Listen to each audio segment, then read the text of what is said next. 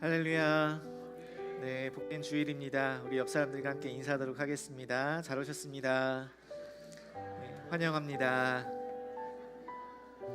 네, 오늘 함께 교회 소식 나누도록 하겠습니다. 이번 주 헌화는 윤광자 권사님께서, 또 친교는 사모팀에서 준비해 주시고요. 다음 주 헌화는 나시왕 성도님 가정에서, 친교는 뷰티풀 라이프 팀에서 섬겨 주십니다. 귀한 섬김과 헌신에 감사를 드립니다. 12월 예배 및 행사 일정이 안내해 드리도록 하겠습니다. 다음 주 주일 1시에 본당에서 킹 오브 킹스, 요즘 많이 알려지고 또 유명한 영화인데요, 예수님의 생애에 대해서 쭉 볼 수 있는 좋은 영화입니다. 우리 함께 또 한글 더빙으로 해서 여러분들 불편함 없이 다 보실 수 있으니까요, 꼭 많이 참석하셔서 또 주위의 친구분들이나 또 함께 하실 수 있는 분들 알려주시면 좋을 것 같고요.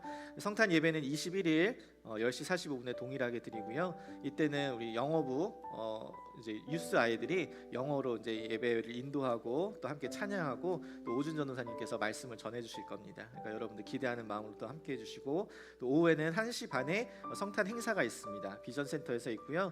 여러분 성탄 행사를 위해서 개인과 가정 또 라이프 팀에서 팀별로 예수님의 탄생에 관련하여 주제로 여러분 만들기나 또 그리기, 노래나 춤, 악기 연주 다양하게 예수님을 높일 수 있는 귀한 시간이 되기를 바랍니다.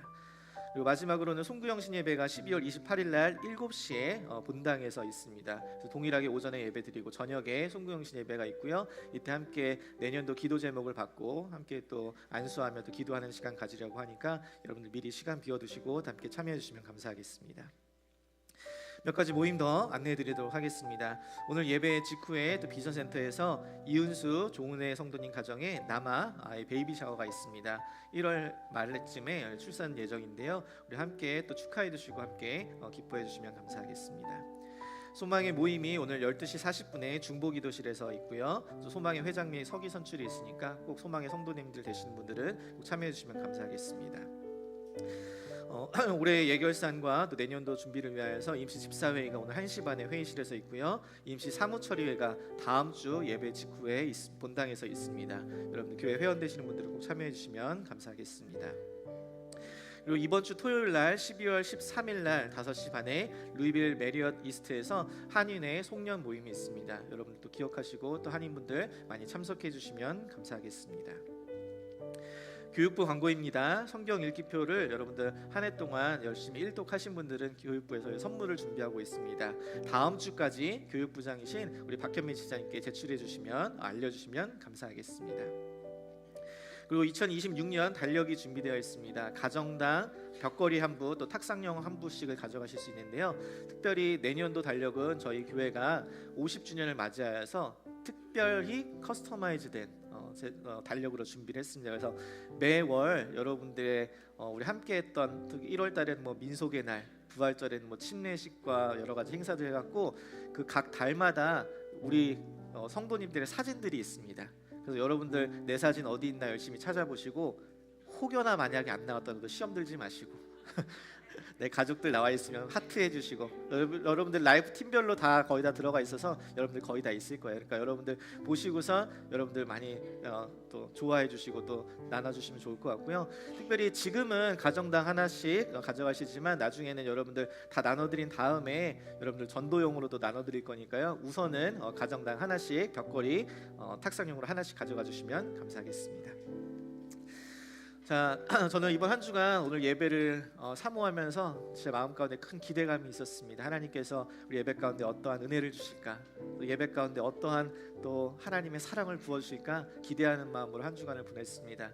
여러분도 그러한 마음으로 이 자리에 오신 줄 믿습니다. 오늘 이 시간 묵상할 때에 하나님께서 부어주실 은혜와 또 사랑을 사모함으로써, 하나님 나 오늘 이 시간 하나님 만나기를 원합니다, 간절한 마음으로 이 시간 사모하며 주 앞에 나아가도록 하겠습니다. 같이 묵상합니다.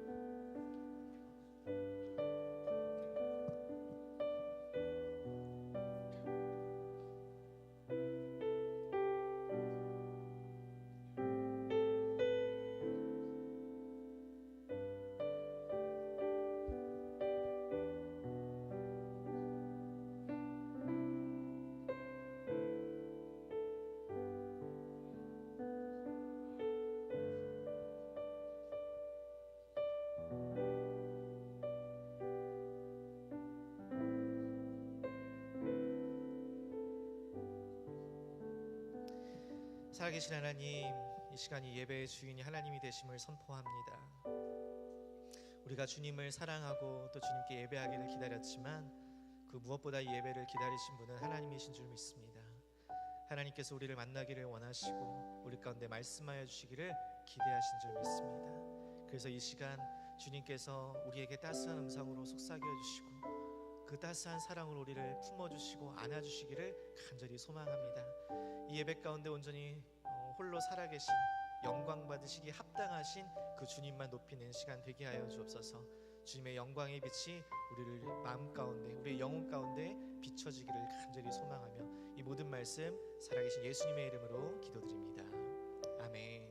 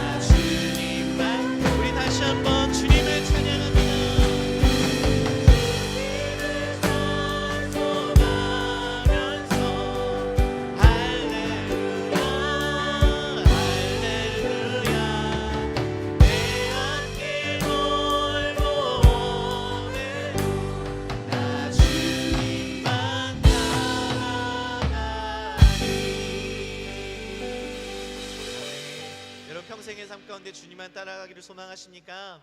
아멘. 우리 박수 치면서 함께 찬양하며 나가겠습니다.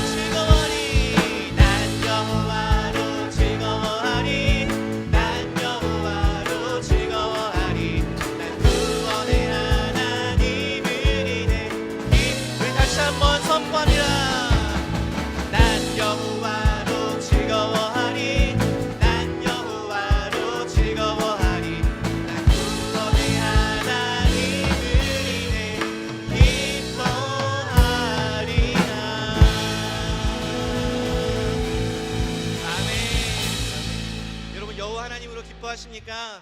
아멘.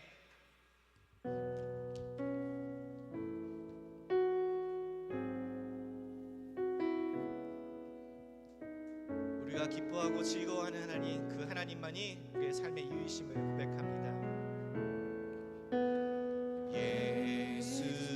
예수는 내 힘이요 나의 기쁨 내 참 소망 그 이름의 생명이 내 삶의 이유라. 예수는 내 힘이요 예수는 내 힘이요 나의 기쁨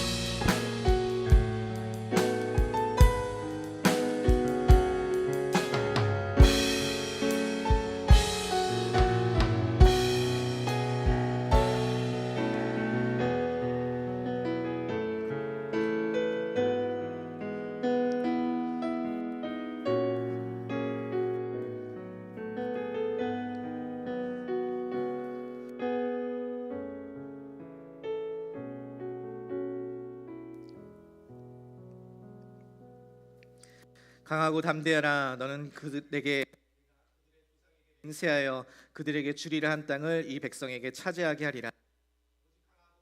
대하여 나의 종 모세가 내게 명령한 로나 자로나 치우치지 말라.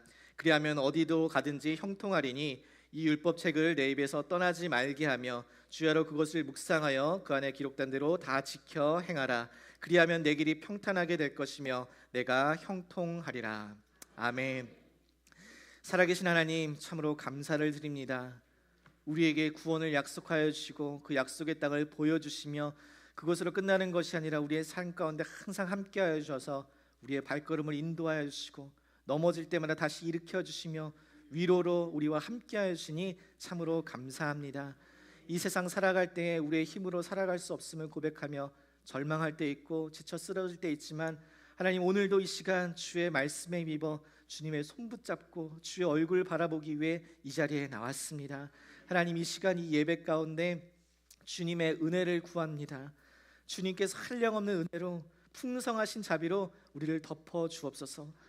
우리가 세상을 쫓아 살며 우리가 죄된 마음과 욕심 가운데 있었지만 하나님, 이 시간 주의 십자가의 보혈로 우리를 깨끗하게 씻어주시고 그 씻어주신 그 은혜로 말미암아 담대하게 이 자리에 나와 주님을 예배하고 높이며 우리를 의롭다 칭하신 그 주님만 바라보는 시간 되게 하여 주옵소서.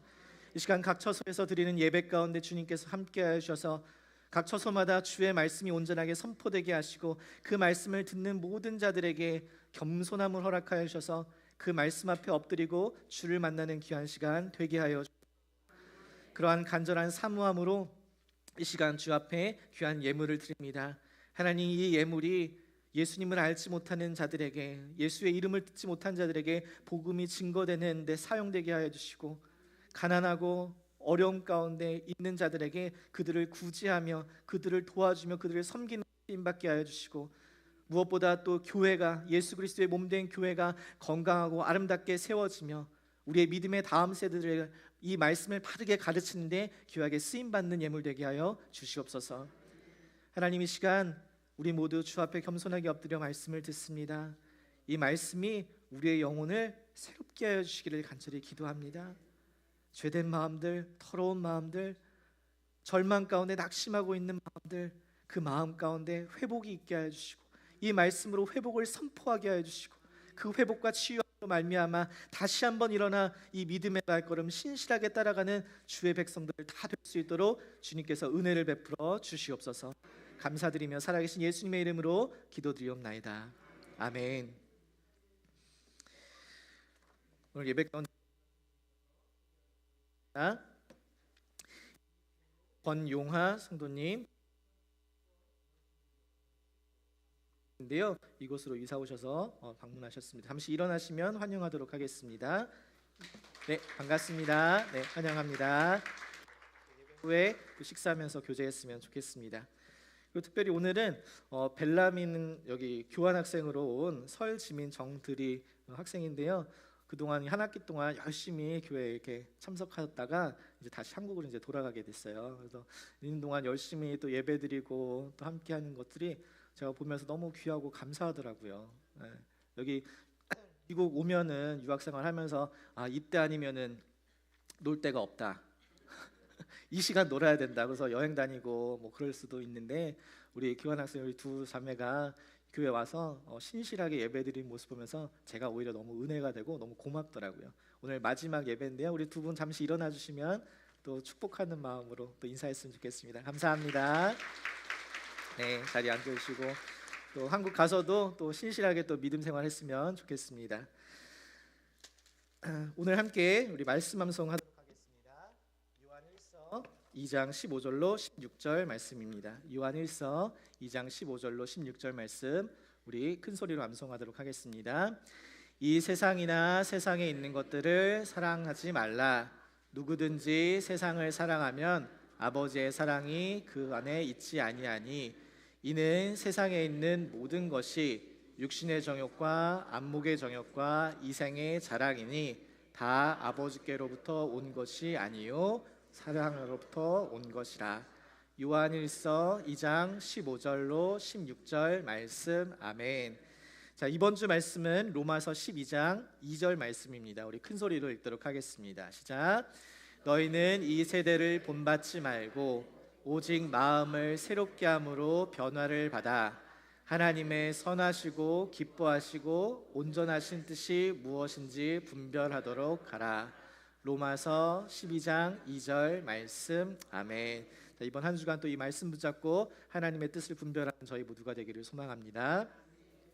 오늘 함께 나눌 말씀은 창세기 23장 17절로 20절의 말씀 함께 나누도록 하겠습니다.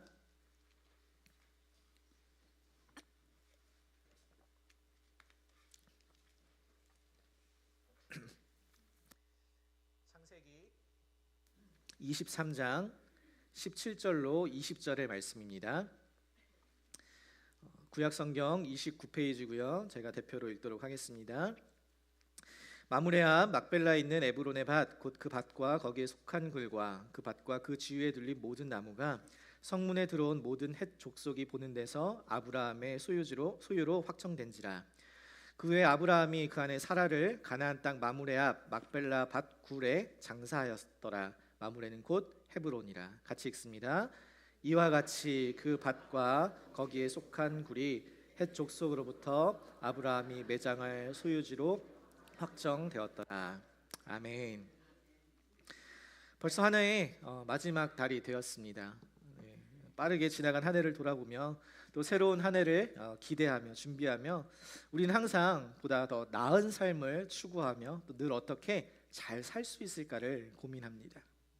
어떻게 하면 돈을 많이 벌어서 평안하게 지낼 수 있을까? 어떻게 하면 이 젊음을, 이 아름다움을 더 유지할 수 있을까? 어떻게 하면 더 건강하게 오래 살 수 있을까? 이렇게 이 땅에서의 더 나은 삶을 기대하며 새로운 한 해를 기다리지, 새로운 한 해를 맞이하면서 내년에는 이렇게 죽고 싶다, 이렇게 생각하시는 분들은 거의 없습니다. 하지만 나이와 건강, 또 지위와 명예, 부유함과는 상관없이 누구에게나 언제든지 마주할 수 있는 것이 죽음입니다. 어떤 사람은 건강하게 오래 살려고 매일 좋은 음식 먹고 헬스, 요가하고 그러는데 일찍 세상을 떠나고, 설탕 많이 먹으면 당뇨 생기니까 조심해야 한다고 그렇게 이야기하는데, 전에 어떤 뉴스 보니까 모든 음식에 설탕을 찍어 드시는 설탕 중독이신 할머니가 계신데 지병 없이 아주 건강하시대요. 나이가 103세. 그러니까 우리의 삶과 죽음이 우리의 손에 달려있지 않다는 거예요. 돈이 많다고 오래 사는 것도 아니고, 지위와 명예가 있다고 해서 오래 사는 것도 아니고, 젊다고 해서 오래 사는 것도 아닙니다. 우리는 누구든지 언제든지 죽을 수 있는데, 우리는 평소에 이 죽음을 너무 많이 잊고 산다는 것이에요. 그러나 우리는 모두 언젠가 이 죽음을 맞이하게 되기에 이 죽음을 준비하는 것이 참 중요한 줄로 믿습니다.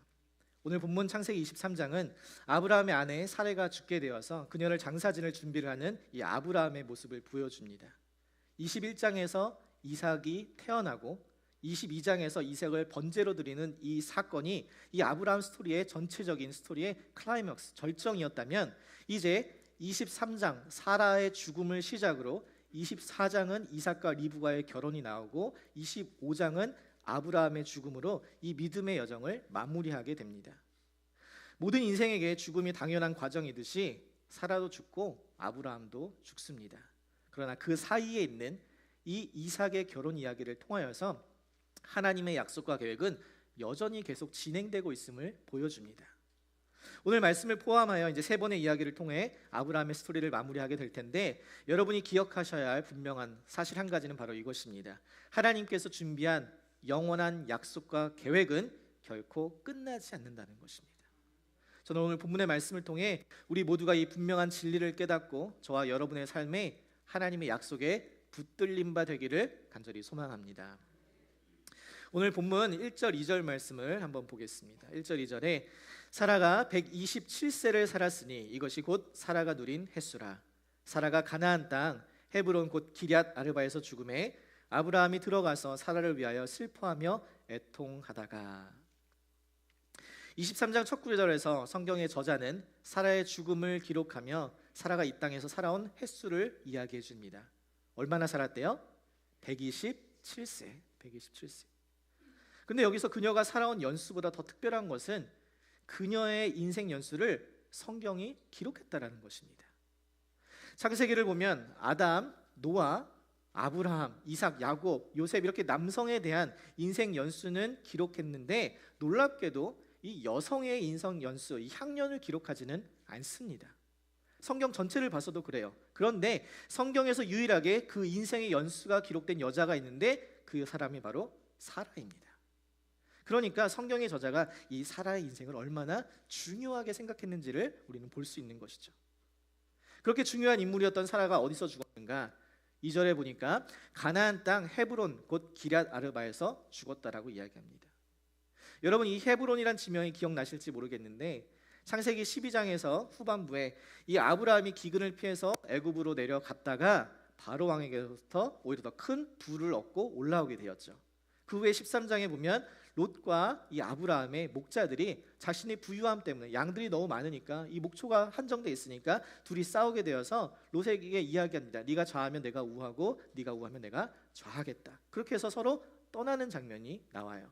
그리고 나서 자신의 상속자라고 생각했을 자신의 조카 그 롯을 떠나보내고 허탈한 마음이 있을 때에 하나님께서 말씀하십니다. 너는 눈을 들어 너 있는 곳에서 동서남북을 바라보라. 그리고 내가 보는 모든 땅을 너와 내 자손에게 주리라. 하나님께서 약속을 주십니다. 이곳이 바로 그 약속을 받고 처음으로 믿음으로 반응하며 이동한 곳이 바로 헤브론이었어요. 오늘 이 장소, 그 헤브론의 마무리 상수리 나무 아래서 아브라함은 여호와를 찬양하며 예배하며 제단을 쌓았던 곳이었습니다. 그러니까 하나님을 만나고자 예배했던 곳, 하나님의 약속을 붙잡고 믿음으로 바라보았던 곳, 그곳에서 사라가 죽게 된 것이었어요. 자신의 모든 믿음의 여정 가운데 함께 해주었던 아내, 갈 바를 알지 못하고 헤매일 때도 묵묵히 그 길을 따라주었던 아내, 자신의 생명과 안전을 위해서 다른 남자에게 내어주어도 그럼에도 불구하고 자신을 주로 섬겨주었던 아내, 이런 헌신적인 아내가 도대체 어디 있어요? 물론 그런 아내분들이 다 여기 루이빌 우리 교회에 모여 계신 줄 압니다.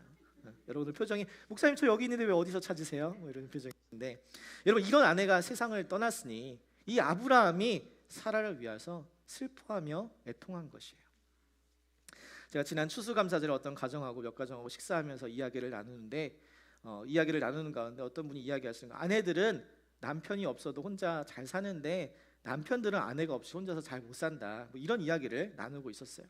그러다가 이제 대화의 흐름이 내가 먼저 죽으면 배우자가 재혼을 할까? 이런 주제로 이야기가 넘어가게 된 거예요. 그러니까 한 남자분이 나는 혼자서 아기 못 키운다. 나는 바로 재혼할 거다. 이렇게 얘기를 했어요. 그러니까 아내분이 하는 말이 나니까 지금 당신이랑 결혼해서 사는 거지 당신은 딴 사람 못 만난다고. 그래서 얘기하는 설령 만나더라도 나처럼 예쁜 여자는 못 만날 거야. 행복하지 않을 거야. 막 이러면서 얘기를 한 거예요. 근데 이런 이야기를 옆에서 듣고서 만약 내가 먼저 죽었는데 남편이 다른 여자를 바로 만난다면 나는 너무 막 생각만 해도 너무 싫다고 그냥 막 벌써 마음이 상해서 그 남편을 서운하게 쳐다보는 한 여자가 있었으니 제 아내입니다. 저는 아무 말도 안 하고 아내의 상상만으로 이미 죄인이 된 것 같아서 나는 평생 슬퍼하며 살게 라고 이야기를 했어요. 근데 아브라함도 이렇게 사라가 떠나고 나서 이렇게 슬퍼하며 애통하였습니다. 아브라함이 가나안 땅을 처음 왔을 때부터 그렇게 계산을 해도 60년 이상을 같이 살아온 배우자였어요. 여러분 60년이라고 생각하니까 아이고 많이 살았네, 살 만큼 살았구만, 얼마나 더 같이 살라고 여러분 이렇게 생각하세요? 아니죠. 네? 이거 녹음되죠 이거? 아니죠. 함께한 시간이 길면 길수록 여러분이 배우자의 빈자리는 더 크게 느껴지는 거잖아요. 제가 설교 준비하면서 이런 대답은 예상하지 못했으니까 너무 당황스럽네요. 미국 정신의학자인 토마스 홈즈 박사가 개발한 스트레스 측정 척도에 따르면 배우자의 사망은 1부터 10까지로 계산했을 때 배우자의 사망은 100이라고 합니다. 배우자의 죽음으로부터 오는 그 상실감, 그 슬픔으로부터 오는 그 충격이 우리의 인생 전체를 통틀어서 가장 큰 충격으로 아픔으로 다가오는 사건이라는 것이에요. 그래서 이 배우자의 죽음 이후 남겨진 배우자는 큰 절망감과 슬픔에 빠지기도 하고 배우자가 살아있을 때 잘하지 못한 것에 대해 죄책감이 들기도 하고 반대로 자신을 홀로 남겨둔 채 죽은 배우자에 대한 원망과 분노의 감정을 느끼기도 한다고 합니다. 이렇게 감정적으로 정신적으로 가장 힘든 시기가 바로 배우자가 떠났을 때인데, 문제는 무엇이냐? 그녀를 장사할 곳이 없다는 거예요. 하나님께서 가나안 땅을 약속해 주시고 또 이곳에서 이 아브라함은 오랫동안 거주해 왔지만 아직도 아내를 묻을 땅조차 없었다는 거예요. 그래서 그는 아내를 잃고 슬퍼할 여유조차 없이 그녀를 위한 장례 준비에 들어갑니다. 우리 3절부터 6절 말씀 한번 보시죠. 그 시즌 앞에 일어나 나가서 헷 족속에게 말하여 이르되 나는 당신들 중에 나그네요 거류하는 자이니 당신들 중에서 내게 매장할 소유지를 주어 내가 나의 죽은 자를 내 앞에서 내어다가 장사하게 하시오. 헷 족속이 아브라함에게 대답하여 이르되 6절 말씀 같이 읽습니다. 네 주여 들으소서.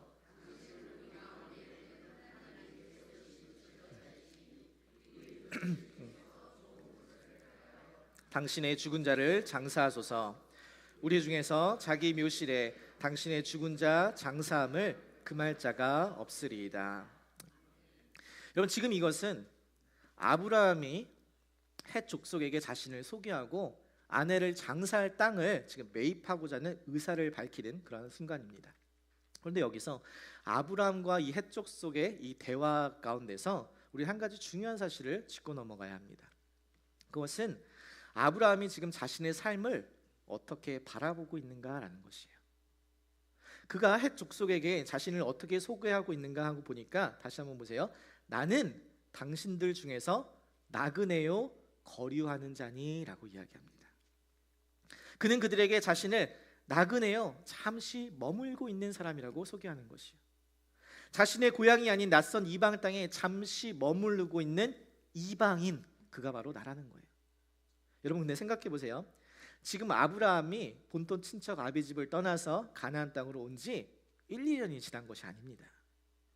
60여 년 정도로 추정되는 시간을 지금 이곳 가나안 땅에서 계속 보냈는데 낯설까요? 여러분, 이 정도면 고향 아니에요? 우리 성도님들도 한국에서 보낸 시간보다 미국에서 보낸 시간이 더 길어지면 이곳이 더 편하고 고향같이 편하게 느껴지는 것이잖아요.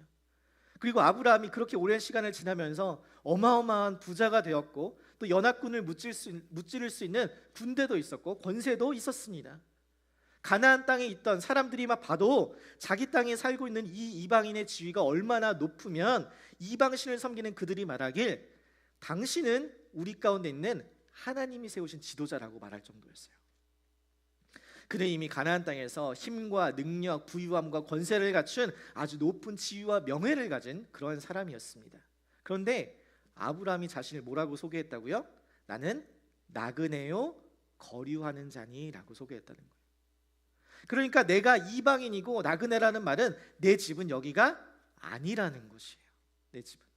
이에 대해서 히브리서 기자도 동일하게 이야기합니다. 히브리서 11장 9절 10절 말씀해 보니까 믿음으로 그가 이방의 땅에 있는 것 같이 약속의 땅에 거류하여 동일한 약속을 유업으로 함께 받은 이삭 및 야곱과 더불어 장막에 거하였으니 10절 말씀 같이 읽습니다. 이는 그가 하나님이 계획하시고 지으실 터가 있는 성을 바랐습니다. 아멘. 그는 가나안 땅에 있을 때 이방 땅에 있는 것과 같이 있었대요. 그러니까 그에게 가나안 땅 자체가 본향이 아니었어요. 갈대아 우르가 본향이 아니었다는 거예요. 그에게 이 땅은 본향이 아니었다는 거예요. 그래서 13절에도 보면 이렇게 이야기합니다. 이 사람들은 다 믿음을 따라 죽었으며 약속을 받지 못하였으되 그것들을 멀리서 보고 환영하며 또 땅에서는 외국인과 나그네임을 증언하였으니, 자기 이방인이라는 거예요. 이 땅에서 뭐라고요? 외국인과 나그네였다. 여러분, 왜요? 왜 아브라함은 이러한 이야기를 했을까요? 그는 모든 사람이 죽는다는 것을 알고 있었던 것이에요.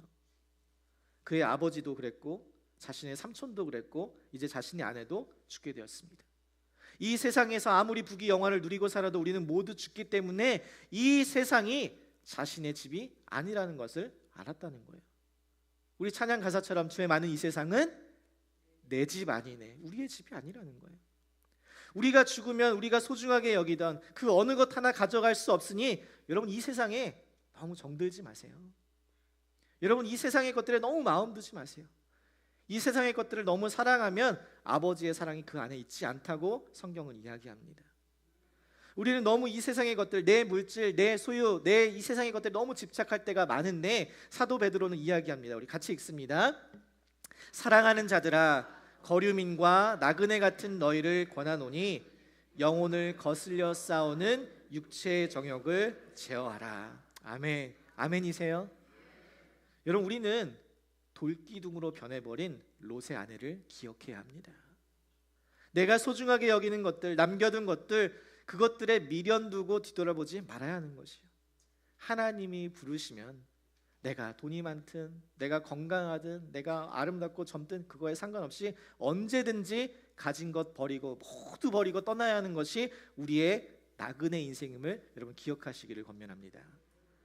내가 아무리 이 땅에서 높은 지위와 명예, 부를 누린다고 할지라도 나는 이 땅의 나그네요, 나는 이 땅에 거류하는 자니, 여러분 성도는 이 생각이, 이 마인드가 항상 바르게 정립되어 있어야 하는 것이에요. 여러분 옆 사람들에게 이야기합니다. 저는 나그네입니다. 이 세상은 내 집 아닙니다. 그럼 어떻게 대답해요? 네 집 아이가 내도 아이다. 내도 아이다. 우리 집 아니라는 거예요. 저는 사랑하는 우리 성도님들이 이 땅에 나그네 되심을 기억하시고 세상에 정들지 않기를 주님의 이름으로 권면합니다. 이렇게 아브라함이 자신의 나그네됨을 밝히고 자신의 아내를 장사하기 위해서 헷 족속으로부터 땅을 구입하고자 할 때 헷 족속은 하나님이 세우신 지도자니까 어디든지 택하시라라고 이야기합니다. 그러나 사실 이 대답은 겉으로는 굉장히 친절해 보이지만 사실 땅을 팔 수 없다라는 거절의 의미를 담고 있습니다. 아브라함은 4절에 아내를 매장할 소유지 땅을 매입하겠다는 요청을 한 건데 이들은 우리 묘실 중에 아무거나 쓰라라고 이야기해요. 그러니까 아무데나 택하라고 하니까 굉장히 인심 쓰는 것 같아 보이지만 사실은 우리는 땅은 팔지 않고 장사 지낼 묘실만, 그런 무덤만 제공하겠다는 거절인 것입니다. 여러분 현대 사회에서는 자금이 있고 또 거래 조건이 맞으면 꼭 그 나라 사람이 아니라도 외국인에게도 땅을 팔 수 있고 살 수 있지만 고대 사회에서는 이런 것이 쉬운 일이 아니었습니다. 고대 사람들에게는 조상을 물려받은 그 땅을 잘 보존하는 것이 가장 중요한 가치요 유산이었습니다. 그래서 조상 대대로 내려온 땅을 판다는 것은 상상할 수 없는 일이었어요. 땅을 소유하고 있는 것은 자신뿐만 아니라 이 자신의 후손들에게서 넘겨주는 그런 책임을 의미하는 것이고 개인뿐만 아니라 공동체로서의 이 책임과 의무를 가지고 있는 것이기 때문에 이방인에게 또는 다른 사람들에게 판매하는 것은 제한되어 있었습니다. 그러니까 여러분 우리가 잘 알고 있는 누가복음 15장에서도 탕자의 그 비유에서 둘째 아들이 미리 유산을 받았을 때 아마 땅으로 받았겠죠. 근데 그 땅을 팔아서 돈으로 만들었으니 여러분 그것은 아버지뿐만 아니라 이 공동체의 큰 수치로 여겨졌던 것입니다. 그래서 오늘 본문에서도 에브론의 땅을 요청하는데 헷 사람들, 공동체, 그 모든 사람들, 족속의 사람들에게 요청하고 있는 것이에요. 그런데 그 요청에 헷 족속도 이 에브론도 장사 지낼 땅은 얼마든지 줄 테니 편안하게 장사를 지내라고 하지만 사실은 잠시 빌려주겠다는 정도지 땅을 팔겠다는 정도는 아닌 것입니다. 그러자 아브라함은 다시 엎드려 절을 하며 간곡하게 요청합니다. 내가 그 밭에 값을 치르겠다. 내가 내게서 돈을 받은 다음에 내가 그 땅에서 장사할 수 있게 해달라라고 요청합니다. 그러자 이 아브라함의 간청에 에브론이 대답합니다. 안 된다니까 자꾸 그러시네. 만약 진짜 살 거면 한 은 400세겔 해요. 이렇게 이야기한 거예요. 땅을 팔 생각이 전혀 없는데 가격은 붙여요. 근데 이 가격이 어느 정도냐? 당시 화폐의 가치를 지금과 정확히 비교하기는 어렵지만 은 세겔의 가치를 이 창세기에서 따져서 추측을 해본다면 한 사람이 1년간 일을 해서 벌어들인 그 수입이 대략 은 10세겔이었다고 합니다. 그러니까 은 400세겔은 40년간 일을 해서 버는데 한 푼도 쓰지 않고 모아야 되는 돈이 은 400세겔이었던 거예요. 그러니까 에브론은 이 땅 마음이 없으니까 정말 말도 안 되는 가격을 불렀는데 아브라함이 이에 대해서 어떻게 했어요? 요즘 말로 플렉스, 그냥 사버린 거예요. 바로 은 400세겔을 주고 땅값을 지불합니다. 딜 던 딱 끝난 거예요. 여러분 여기서 우리는 생각해 봐야 돼요. 와 몰려, 아브라함 진짜 멋지다. 나도 돈 많이 벌어갖고 현금 땅 이런 거 아니고 왜 아브라함이 이토록 간절하게 이렇게 비싼 값을 지불하면서까지 이 땅을 소유하려고 했을까? 이 질문을 생각해 봐야 된다는 거예요. 아브라함이 이 땅을 소유하고자 한 것은 단지 아내를 묻기 위함이 아니었습니다. 그저 아브라함이 자신이 묻힐 땅만을 원하는 것이 아니었다는 거예요. 아브라함이 사라보다 10살보다 많은데 10살이나 더 많은데 얼마나 더 살겠어요? 지금 당장 죽어도 이상하지 않을 나이잖아요. 그런데 자신과 아내만을 위해서, 그것도 산 사람만을 위해가 아니라 죽은 자를 장사 지내기 위한 이 땅을 위해서 40년간 일해서 평생 그 번 돈을, 엄청난 비용과 대가를 지불해서 그 땅을 산다고요? 왜요? 무엇 때문에? 굳이 왜요? 그 땅에 석유가 나왔을까요? 그 땅에 좋은 거 숨겨뒀을까요? 좋은 거 숨겨둬서 그래요. 좋은 거. 그 땅이 다른 사람들에게는 아무 값없는, 가치 없는 그냥 여러 땅 중에 하나일지는 모르겠지만 이 아브라함에게는 하나님께서 약속해 주신 땅이었던 거예요. 그래서 그는 이렇게 비싼 값을 지불하면서까지, 자신의 모든 소유를 지불하면서까지 이 땅을 소유하고자 했던 것이에요. 그 말인즉슨 이 행동은 우리에게 분명하게 보여주는 것입니다. 나는 하나님의 약속이 성취될 것을 믿습니다. 이 땅이 하나님께서 약속해 주신 축복의 땅이요, 나와 내 자손들, 내 후손 모두 대대로 이 땅에서 살 것입니다라는 것을 본 것이에요.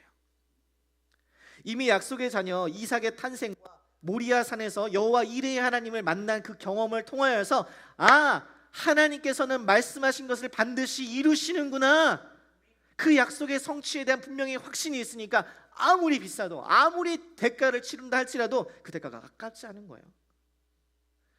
여러분, 밭에 금은 보화가 감춰져 있다는 것을 내가 보았으니까, 내가 확실히 아니까 자신의 모든 소유를 팔아서라도 기뻐서 그 밭을 사는 거예요. 그런데 사람들이 이야기해요. 야, 쟤 왜 저래? 미쳤나 봐. 네, 왜요? 사람들이 뭐라고 해도 상관이 없는 거예요. 나는 그 보화를 봤으니까.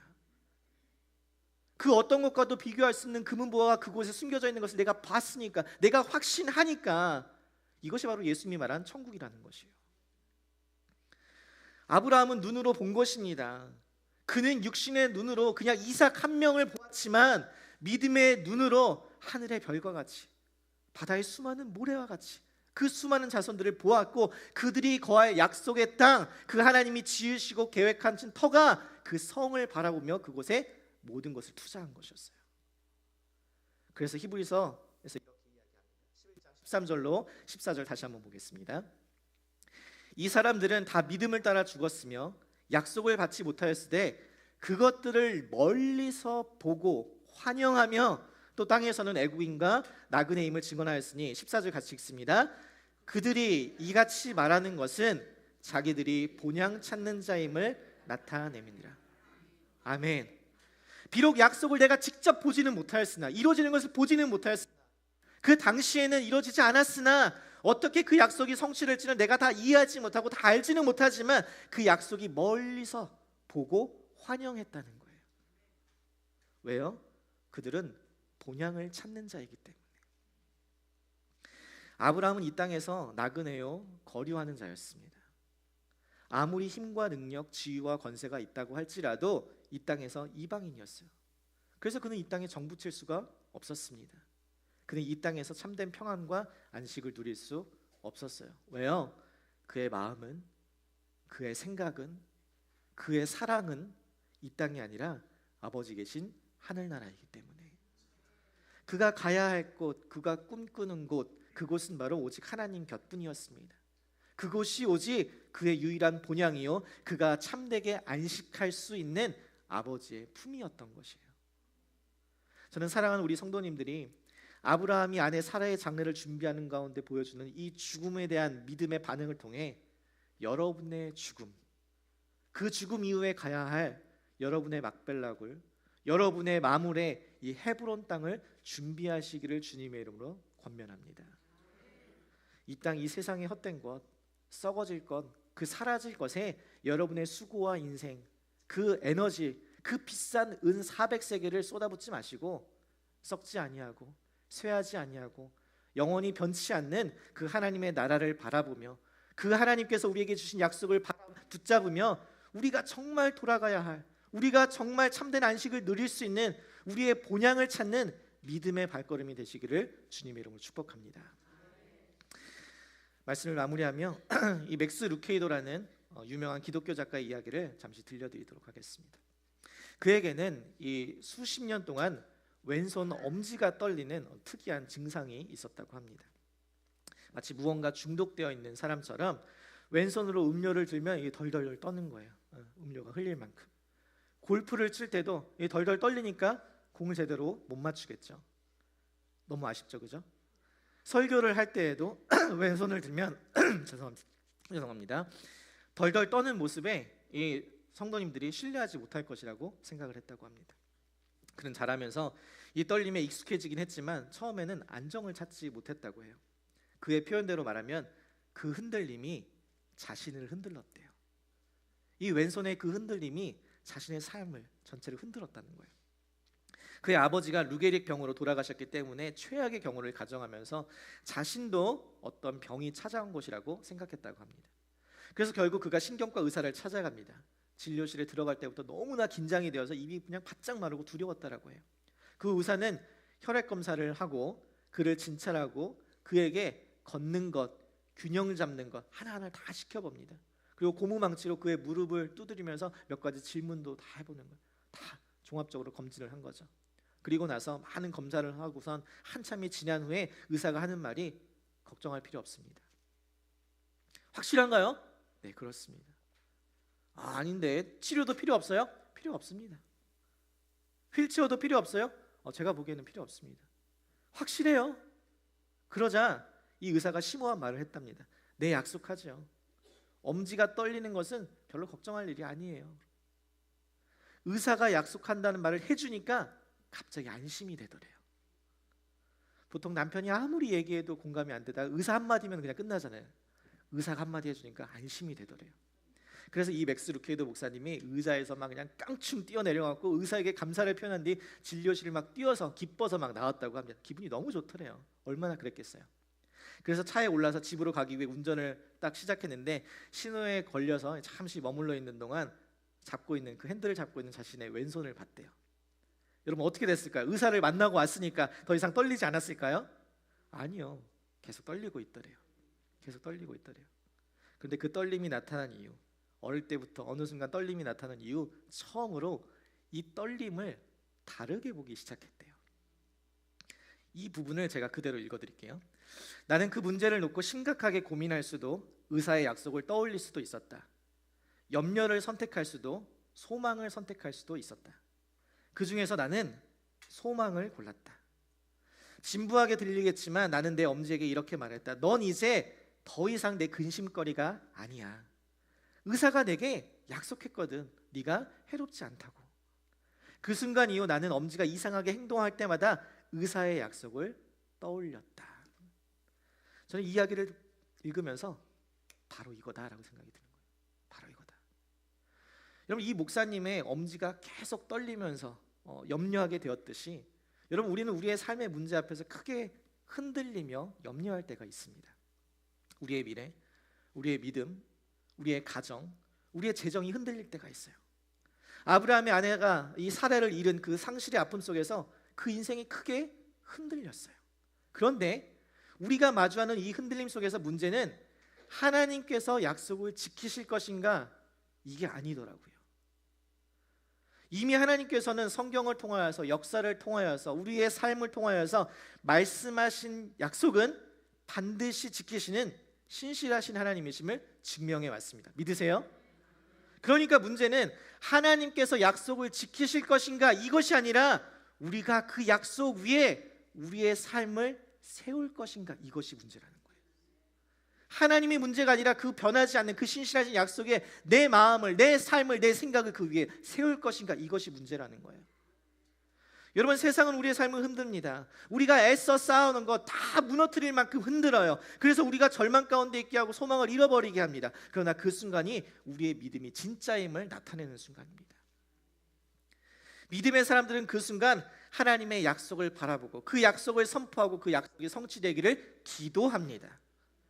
믿음이 없어 하나님의 약속을 의심하지 않고 믿음으로 견고하여져서 하나님의 약속으로 나의 삶을 필터링하는 거예요. 문제가 생기면 하나님 나에게 그때 이러한 말씀을 주셨는데, 이러한 약속해 주셨는데, 그러니까 이 문제는 내게 문제되지 않아. 성경 말씀으로 자신의 마주한 상황을 필터링하고 역전시키고 제거합니다. 여러분, 그래서 우리가 교회에서 매주 성경 암송하는 거 강조하는 이유가 바로 이것입니다. 그 말씀으로, 그 약속의 말씀이 계속 생각나고 되새겨져야 문제가 생겼을 때, 내 삶이 흔들릴 때 약속의 말씀으로 필터링하는 것이에요. 우리의 삶이 흔들릴 때 최고의 치료제, 최고의 약이 뭐예요? 교회에서 성경 퀴즈할 때마다 항상 나오는 단골 질문인데 무슨 약이에요? 구약과 신약. 여러분, 이 성경에 기록된 하나님의 약속의 말씀이 우리의 삶을 흔드는 세상의 풍파로부터 우리를 지켜주는 것이에요. 무엇보다 우리의 삶뿐만 아니라 우리 모두가 마주하는 죽음이라는 이 피할 수 없는 현실 앞에 우리의 영혼은 결코 안전하지 못하고 온전히 안식할 수 없지만, 예수 그리스도를 믿는 자마다 멸망치 않고 영생을 얻게 된다라는 그 구원의 약속으로 말미암아 우리의 영혼은 안전하고 온전하게 그 따스한 품 안에서 영원한 안식을 누릴 수 있는 줄 믿습니다. 여러분, 이스라엘의 첫 번째 족장이라고 여겨지는 이 아브라함이 값비싼 대가를 치르고 이 막벨라 굴을 샀던 것은 하나님께서 주신 약속을 바라보고 이 약속이 성취된 것을 믿었기 때문입니다. 그리고 여러분, 이 창세기의 마지막에 여러분 보면 야곱이 이 자신의 죽음이 다가오자 요셉을 불러서 하나님의 이름으로 맹세하게 합니다. 내가 비록 지금 애굽 땅에서 죽음을 맞이하게 되지만 내가 묻힐 곳은 막벨라 굴이다. 그곳으로 나를 장사 지내라고 서약시킵니다. 그리고 창세기 50장 마지막 장에 거대한 행렬이 이 야곱의 장례를 위하여서 약속의 땅 가나안 땅 그 막벨라 굴을 향해서 걸어가는 것을 기록하면서 끝을 맺습니다. 여러분, 이 창세기 이야기의 1차 독자는 누구였어요? 출애굽한 이스라엘 백성들입니다. 모세가 출애굽한 이스라엘 백성들을 향해서 쓴 책이 창세기였어요. 그러니까 출애굽한 이스라엘 백성들이 가나안 땅을 향해서 걸어가는 가운데 광야 속에서 대적들의 공격 속에서 수많은 어려움과 흔들림을 마주하였지만, 이들은 모세를 통해서 듣는 이 아브라함과 이삭과 야곱의 요셉의 이야기를 통하여서 무엇을 기억할 수 있을까요? 시간이 흐르고 비록 믿음의 조상들은 죽었지만 하나님의 약속은 신실하게 이루어진다. 믿음의 선조들이 그 하나님의 약속을 바라보며 그 믿음의 발걸음을 신실하게 내딛어 걸어갔던 것처럼, 비록 내가 이 광야 가운데서 흔들리고 힘들지만 우리도 그 약속의 땅을 향해서 믿음의 발걸음을 걸어가 보자 결단할 수 있었던 것이죠. 사랑하는 성도 여러분, 아브라함이 그랬던 것처럼, 이삭이 그랬던 것처럼, 야곱이 그랬던 것처럼, 저는 사랑하는 우리 성도님들이 이 하나님의 약속을 바라보며 그 본향을 찾아가는 믿음의 발걸음들이 다 되시기를 간절히 소망합니다. 하나님의 약속이 저와 여러분의 삶 가운데서 성취되어서 그것을 눈으로 바라보고 감사하며 우리의 입술 가운데 그 하나님의 영광이, 존귀와 찬양과 경배가 평생의 삶 가운데 울려 퍼지게 되기를 주님의 이름으로 간절히 소망합니다. 이 시간 함께 찬양하며 나가겠습니다.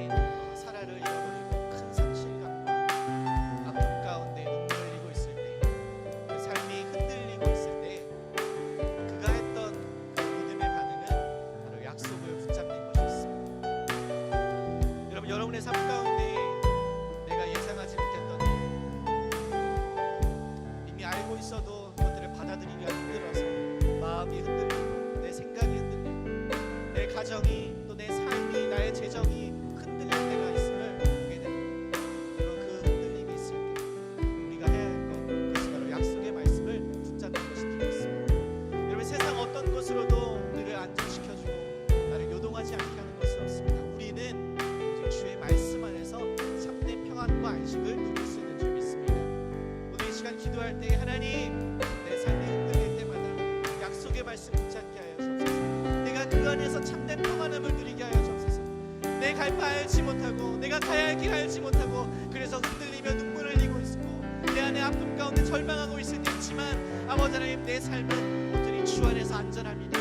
내 영혼은 주 안에서 평안합니다. 내가 그 말씀 붙잡고 오늘도 믿음의 발걸음 한 걸음 한 걸음 내딛겠습니다. 오늘 이 시간 주 한번 크게 부르시고 함께 결단하며 주 앞에 나갑니다.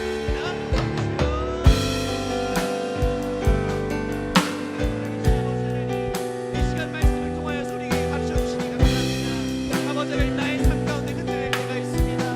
내 믿음이 요동할 때가 있고 내 가정이 흔들릴 때가 있고 내 삶이 흔들릴 때가 있습니다. 그래서 내 마음이 불안하고 내 마음이 요동치고 아버지 내가 어찌할 바를 알지 못하여서 눈물을 흘릴 때가 있습니다. 아버지는 그러나 오늘 이 말씀을 통하여서 우리에게 다시 가르쳐준 것 아브라함은 모든 삶의 순간 가운데 약속의 말씀을 붙잡았고 그 약속의 말씀 가운데 평안함을 누렸으며 믿음으로 반응했던 것을 보았습니다. 아버지 하나님 내가 그 어떠한 대가와 어떠한 값비싼 대가를 치러도 할지라도 아버지 하나님 내가 세상의 것들에 취하지 않게 하시고 이 세상에 정들지 않게 하시고 이 세상의 것들로 내가 불안하여 염려하지 않게 하여 주옵소서. 오직 나의 영혼은 주 안에 있을 때 안전하며 나의 영혼은 그 말씀 안에서 참된 평안함과 안식을 누릴 수 있는 줄 믿습니다. 아버지 하나님 나는 죽고 예수가 살게 하여 주옵소서.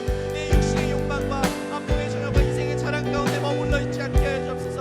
아버지 나의 죄된 욕심들 나의 사망들 생각들 아버지 그 모든 것들을 죽게 하여 주시고 오직 예수 그리스도 성령의 생각으로 나의 영혼을 새롭게 하여 주시옵소서. 그리하여서 아버지 나의 영혼이 주 안에서 참된 평안함과 안식을 누리며 감사함과 기쁨으로 믿음으로 믿음의 발걸음 한 걸음 더 내딛는 우리 모두가 되게 하여 주시옵소서.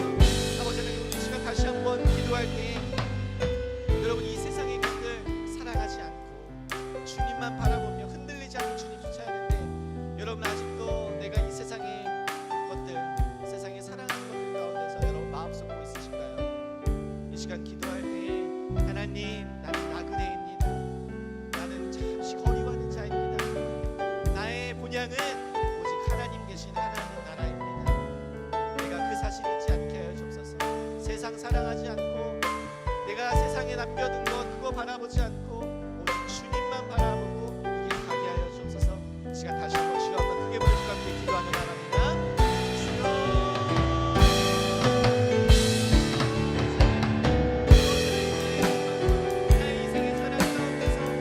나의 마음이 그곳에 쏟아있지 않게 하여 주옵소서. 아버지 이 세상 가운데 사라질 것들 썩어질 것들 아버지 변하는 것들 아버지 나의 마음을 쏟고 나의 사백세계를 쏟지 않게 하여 주옵소서. 아버지 나의 평생의 수고를 다하여서 열심히 나갔지만 헛된 것을 찾아서 아버지 그것을 쫓아가서 아버지 어리석은 인생 되지 않도록 아버지 나의 시간과 나의 물질과 나의 에너지를 아버지 변하지 않냐고 쇠하지 않냐고 흔들리지 않게 그 예수 그리스도께 나의 모든 것들을 쏟게 하여 주옵소서. 나의 모든 것들을 드리며 그 모든 것들을 받으시게 합당하신 그 하나님께 나의 삶의 중심을 두고 그 구원을 바라보며